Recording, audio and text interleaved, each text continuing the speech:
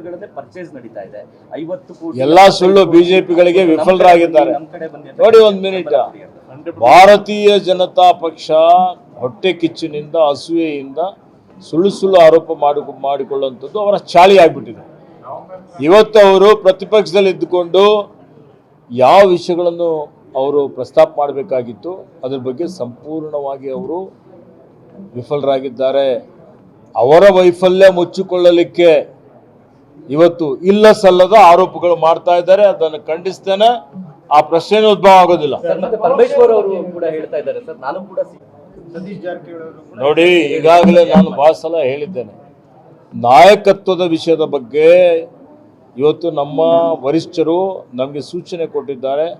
ಯಾರು ಅದ್ರ ಬಗ್ಗೆ ಮಾತನಾಡಬಾರ್ದು ಅಂತೇಳಿ ಹೇಳಿ ಪಕ್ಷದ ಶಿಸ್ತಿನ ಸಿಪಾಯಿಯಾಗಿ ಈ ವಿಷಯದ ಬಗ್ಗೆ ಇದು ಅನವಶ್ಯಕ ಅಂತ ನಾನು ಹೇಳಲಿಕ್ಕೆ ಬಯಸ್ತೇನೆ. ಭೇಟಿಯಾಗಿ ಯಾವಾಗಲೂ ಭೇಟಿ ಆಗ್ತೀನಿ. ನಮ್ಮ ನಾಯಕರಿದ್ದಾರೆ, ಇವತ್ತೇ ಭೇಟಿ ಆಗಿದ್ದೇನೆ. ಯಾವಾಗ ಬರ್ತಾರೆ ದಿಲ್ಲಿಯಿಂದ ಅವಾಗ ಭೇಟಿ ಆಗ್ತೀನಿ.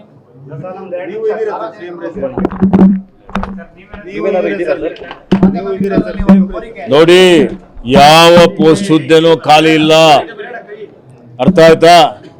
ನಾನು ಯಾವ ರೇಸಲ್ಲೂ ಇಲ್ಲ. ನಾನೊಬ್ಬ ಸಾಮಾನ್ಯ ಕಾರ್ಯಕರ್ತ. ನನಗೇನು ಜವಾಬ್ದಾರಿ ಕೊಡ್ತಾರೆ ಆ ಜವಾಬ್ದಾರಿ ಪ್ರಾಮಾಣಿಕತೆಯಿಂದ ನಿಭಾಯಿಸ್ತೇನೆ. ರಾಜಕೀಯ ಇದು ಸಮಾಜ ಸೇವೆ ಅಂತ ತಿಳ್ಕೊಂಡು ನಾವೆಲ್ಲ ಬಂದಿದ್ದೇವೆ, ಅಧಿಕಾರಕ್ಕಾಗಿ ಬಂದಿದ್ದಲ್ಲ. ಸಚಿವರುಗಳನ್ನೇ ಪರ್ಚೇಸ್ ನಡೀತಾ ಇದೆ. 50 ಕೋಟಿ ಎಲ್ಲಾ ಸುಳ್ಳು ಬಿಜೆಪಿಗಳಿಗೆ ವಿಫಲರಾಗಿದ್ದಾರೆ. ನೋಡಿ ಒಂದು ಮಿನಿಟ್, ಭಾರತೀಯ ಜನತಾ ಪಕ್ಷ ಹೊಟ್ಟೆ ಕಿಚ್ಚಿನಿಂದ ಅಸೂಯೆಯಿಂದ ಸುಳ್ಳು ಆರೋಪ ಮಾಡಿಕೊಳ್ಳುವಂಥದ್ದು ಅವರ ಚಾಳಿ ಆಗಿಬಿಟ್ಟಿದೆ. ಇವತ್ತು ಅವರು ಪ್ರತಿಪಕ್ಷದಲ್ಲಿ ಇದ್ದುಕೊಂಡು ಯಾವ ವಿಷಯಗಳನ್ನು ಅವರು ಪ್ರಸ್ತಾಪ ಮಾಡಬೇಕಾಗಿತ್ತು ಅದರ ಬಗ್ಗೆ ಸಂಪೂರ್ಣವಾಗಿ ಅವರು ವಿಫಲರಾಗಿದ್ದಾರೆ.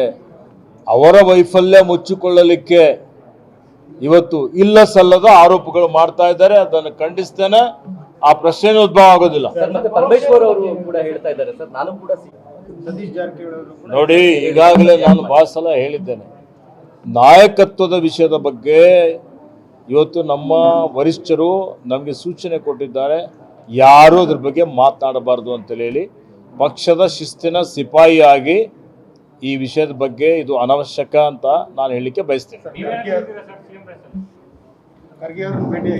ಭೇಟಿಯಾಗಿ ಯಾವಾಗಲೂ ಭೇಟಿ ಆಗ್ತೀನಿ. ನಮ್ಮ ನಾಯಕರಿದ್ದಾರೆ, ಇವತ್ತೇ ಭೇಟಿ ಆಗಿದ್ದೇನೆ.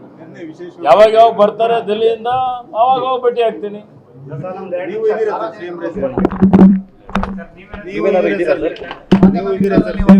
ನೋಡಿ, ಯಾವ ಪೋಸ್ಟ್ ಹುದ್ದೆನೂ ಖಾಲಿ ಇಲ್ಲ, ಅರ್ಥ ಆಯ್ತಾ?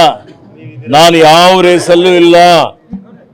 ನಾನೊಬ್ಬ ಸಾಮಾನ್ಯ ಕಾರ್ಯಕರ್ತ. ನನಗೇನು ಜವಾಬ್ದಾರಿ ಕೊಡ್ತಾರೆ ಆ ಜವಾಬ್ದಾರಿ ಪ್ರಾಮಾಣಿಕತೆಯಿಂದ ನಿಭಾಯಿಸ್ತೇನೆ.